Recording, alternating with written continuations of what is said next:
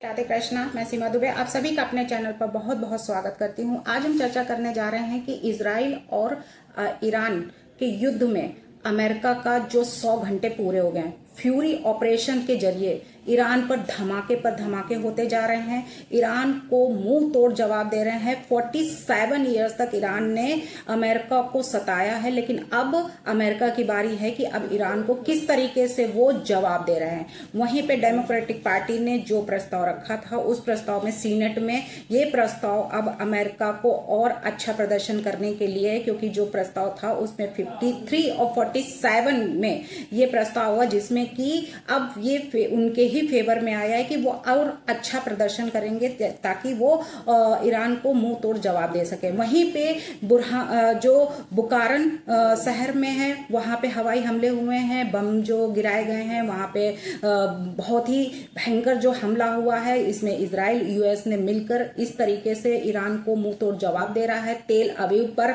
हमला हुआ है। वहीं पर जो मेहरबार जो हवाई अड्डा है उसको भी ध्वस्त कर दिया गया। वहीं 47 साल तक, यानी कि बहुत ज्यादा जो ईरान ने सताया था अमेरिका को, अमेरिका अब उन सबका जवाब अब ईरान को दे रहा है और ईरान के जो सुप्रीम लीडर खामेनेई थे उनको भी मार गिराया। यानी कि जो पुष्टि हुई है वहां पे अब जो कहा गया कि उनके और जो लीडर थे उनको भी मारा गया। यानी कि एक साथ, यानी कि ऐसे उनको कैसे पता चला उनका एग्जिट कि वो यहाँ पे मीटिंग कर रहे हैं, कई अधिकारी वहां पे हैं, वो परिवार सहित वहां पर हैं। इस तरीके से उनका हमला करना, यानी कि ये एक सोची समझी साजिश थी और उस साजिश के साथ यानी कि उनको मारा गया। यूएस इजराइल के बाद नाटो भी जंग में कूद गया है, ये बात आ रही है। तुर्की पर ईरानी हमले जो है वो एयर डिफेंस ने जो है गिराया। वहीं पे तुर्की के मिडिल ईस्ट की जंग में नाटो के एयर डिफेंस सिस्टम की मदद से एक, यानी कि जो ईरानी बैलिस्टिक मिसाइल को मार गिराया। ये पहली बार है जब नाटो सीधे इस संघर्ष में शामिल हुआ। मिसाइल का मलबा तुर्की के हाटे प्रांत में गिरा। वहीं पे तुर्की में सभी पक्षों को तनाव बढ़ाने से बचने के लिए चेतावनी भी दी गई है। वहीं पे जो ये बात कही जा रही कि आखिर खामेनेई की जो एग्जिट जो लोकेशन थी वो कैसे पता चली, तो ये एक चिप कहा जा रहा है कि उनके वहां के जो डिफेंस का एक पर्सन था उसके मतलब चिप लगाई गई थी। वो डॉक्टर बन के गया, वहां पे उनकी चिप लगाई गई और उसके बाद यानी उनकी लोकेशन ट्रैक कर ली गई और लोकेशन ट्रैक करने के साथ साथ में उनको पूर्ण रूप से उनके ऊपर हमला।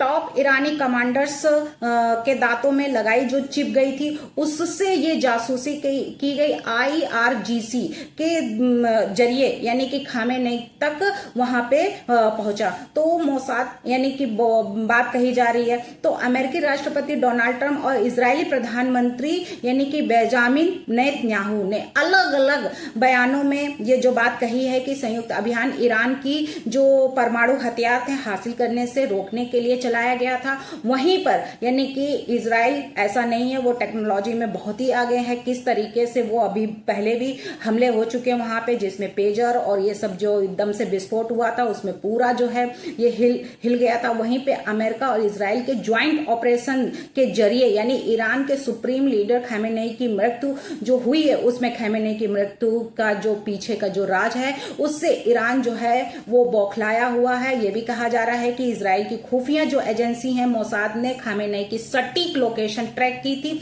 जिसके बाद भीषण हमला हुआ। हमले के साथ साथ में खामेनेई की आखिर कैसे जो है यहां तक पहुंचे थे वहां के लोग, तो इसके अभी तक कोई ऐसी जानकारी बहुत कम मिली है। लेकिन यह भी कहा जा रहा है कि उनकी जो कई तरह की थ्योरीज सामने आई हैं, जिसमें कि कुछ सनसनी भी है और कुछ ऐसे हैं जिसके जरिए यानी कि ये बताया जा रहा है कि वहां पे जो चिप वाली जो बात हुई है तो उसमें अमेरिकी इजराइल यानी अलग अलग परमाणु हथियार हासिल करने से रोकने के लिए ये जो उन्होंने बताया कि हमने ये ऑपरेशन चलाया था खामेनेई की मृत्यु के बाद। ट्रंप ने अपने यानी कि जो मीडिया है उनके सामने भी ये कहा है कि प्लेटफॉर्म जो ट्रूथ सोशल पर उन्हें दुनिया के इतिहास का सबसे बुरा शख्स बताया गया है। वहीं पे जो बात कही गई है कि जो डेंटल इम्प्लांट से जो ट्रैकिंग की गई है तो ये कहां तक सत्य है, तो टूथ फेरी थ्योरी के मुताबिक यानी मोसाद के एजेंट डॉक्टर्स ने ईरान के जो अधिकारी थे उनके दांत में ट्रैकिंग डिवाइस जो है लगा दी थी। खमेनी की मारने के लिए मोसाद ने ऑपरेशन पर एक जो कॉन्फ्रेंसिव थ्योरी बताते हुए उन्होंने ये भी कहा है कि मोसाद ने अंडर कवर एजेंट डॉक्टर्स और डेंटिस्ट बनकर वहां पे ईरान पहुंचे और वहां पे इस दौरान उन्होंने इलाज किया। वरिष्ठ सैन्य जो अधिकारी थे उनके दांत में ट्रैकिंग चिप जो इम्प्लांट था उसको कनेक्ट किया, वहां पे लगाए यूजर, और उसके साथ साथ में उन्होंने ये सब करने के बाद यानी कि वहां की जो एग्जिट लोकेशन थी और वो सब ये पता करने के लिए ऐसा कहा जा रहा है ये किया गया। वहीं पे मोसाद के अंडर कवर एजेंट्स डॉक्टर और डेंटिस्ट बनकर ईरान में घुसे और इन डेंटिस्ट ने ईरान के जो प्रमुख जो सैन्य अधिकारी थे के इलाज को प्राथमिकता दी और उनके साथ साथ में उनकी रूटीन चेकअप जो है वो करते रहे। उसके साथ यानी कि जब उनका चेकअप के दौरान ही उन्होंने उनके दांतों में ट्रैकिंग डिवाइस लगा दी। इस वजह से वो यहां तक पहुंच पाए हैं और उनका जो है उनको सबक सिखाया है और उन्होंने मार गिराया।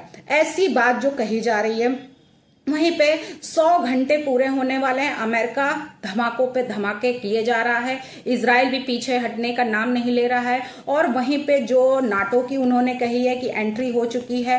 अब इससे उनका क्या है कि एयर स्पेस का उल्लंघन करने पर क्या करेगा अब तुर्की। तो तुर्की ने अभी तक नाटो से सैन्य मदद की औपचारिक मांग नहीं की है, लेकिन कहा जा रहा है कि अगर एयर स्पेस का उल्लंघन गंभीर होता गया तो नाटो के आर्टिकल 4 का सहारा ले सकता है अंकारा नाटो का, और उसके बाद अगर खतरा बढ़ता ही जाएगा तो ये आर्टिकल 5 तक जा सकता है, जिसके तहत सभी सदस्य जो देशों में को तुर्की की रक्षा करनी होगी। तो ये हमले जो है वो तेज आक्रामक रूप धारण करता जा रहा है, यानी कि कई महीने हो चुके हैं और वहां ईरान की तो दशा वैसे ही पहले से ही खराब थी और इस समय पे ईरान इस तरीके से दहला हुआ है। हर तरफ धुआं है, हर तरफ जो है आग ही आग है।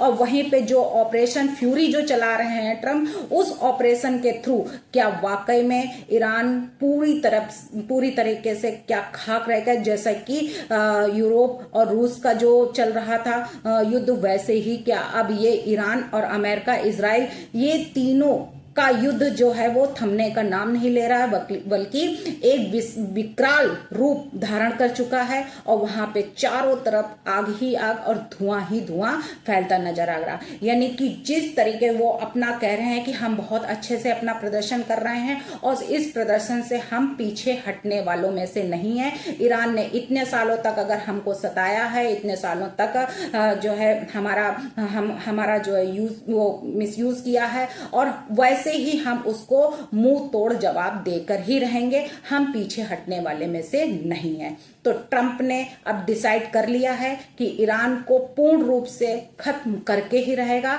और ईरान अगर हवाई हमले करता है, अमेरिका के अधिकारियों को, सैनिकों को मारता है, तो अमेरिकी राष्ट्रपति डोनाल्ड ट्रंप भी उनको छोड़ने वाले नहीं हैं और हवाई हमले जो है वो वहां पे होते जा रहे हैं। परमाणु बम चल रहे हैं, वहां की जो लोग हैं, वहां की जो बिल्डिंगें हैं वो ध्वस्त दिख रही हैं और चारों तरफ जो है वहां का माहौल इतना अस्त व्यस्त हो गया है कि अब लोग वहां पे कैसे रह रहे हैं और कैसे उनका जीवन व्यतीत हो रहा है, यानी कि डर डर के रात और दिन वो रह रहे हैं। अब वहां पे क्या होगा और अमेरिकी राष्ट्रपति डोनाल्ड ट्रंप और इजराइल के प्रधानमंत्री और क्या डिसीजन लेते हैं और ईरान को कैसे सबक सिखाते हैं, जैसा उसने किया है वैसा उसको अब भोगना पड़ रहा है।